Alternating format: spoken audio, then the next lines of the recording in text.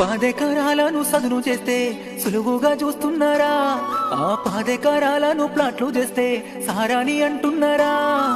ధాన్యాన్ని బస్తాలను నింపుతుంటే కూలోడు అంటున్నారా? ఆ బస్తాల బియ్యం అమ్మి నుండి సీటాని అంటున్నారా? కాడెట్ల ముద్దాడి భూమిని బదిలాడి వాన సుత్తరాల పోతే పురుగుల మందు మింగుతుండు రైతు.